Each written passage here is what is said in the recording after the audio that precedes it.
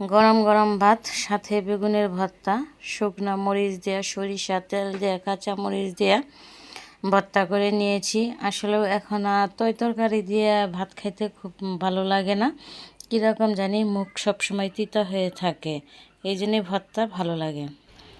যাই হোক, তালের পিঠা আজকে আমি কিভাবে তালের পিঠা বানাবো আপনাদেরকে দেখাবো। এই যে তাল, কয়েকদিন আগে তালটা আনা হয়েছিল, এর আগে একটু ভিডিও দিয়েছিলাম কিভাবে মানে তালটা করছি, রস করছি। যাই হোক, আমি এইখানে সব কিছু নিয়ে নিয়েছি। চাউলের গুঁড়া, কিছু আটা নিছি, আর মিঠাই নিছি।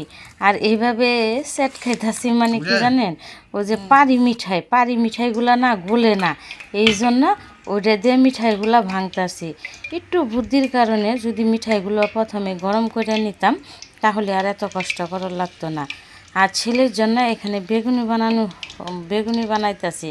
কয়েকদিন পরে পরে ছেলের জন্য বেগুনি বানাই দিতে হয়। কয়েকদিন পরে মানে 2-1 দিন পরে পরে বেগুনিটা যে ছেলের এত পছন্দ, আমারও ভালো লাগে। ভালো লাগলে কি হবো, এই বেগুনির মধ্যে অনেক খরচ হয়, বেশি খরচ মানে অনেক তেল লাগে আর ভেজাল লাগে। আসলেও খাইতে তো মজাই লাগে, কিন্তু অনেক খরচ হয়ে যায়। তো কারণ আমাদের একটু হিসাব করে চলতে হয়, ওইভাবে চললে তার মানে হবে না, তাই না? তো যাই হোক, আমার বেগুনিটা হয়ে গেছে, খুবই সুন্দর হয়েছে, দেখুন, খেতেও কিন্তু খুব ভালো লাগছে।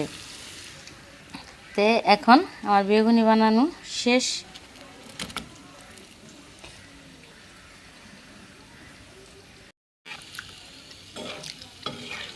আর এই তালের গুলগুলিটা এত সুন্দর হয়েছে, কি আর বলবো। আমার জীবনের মানে প্রথম আমি তালের গুলগুলি বানাইতেছি। আসলেও এর আগে আমি কোনো দিন এইভাবে পিঠা বানাই নাই। সবসময় আমার মা আম্মাই বানাই দিছে, কিন্তু এখন একটু যেহেতু ভিডিও দিতে হয়, এত বড় ভিডিও মানে ভিডিও বানাইতে গেলে তাই একটু নিজের পরিশ্রম করতেই হবে, তাই না?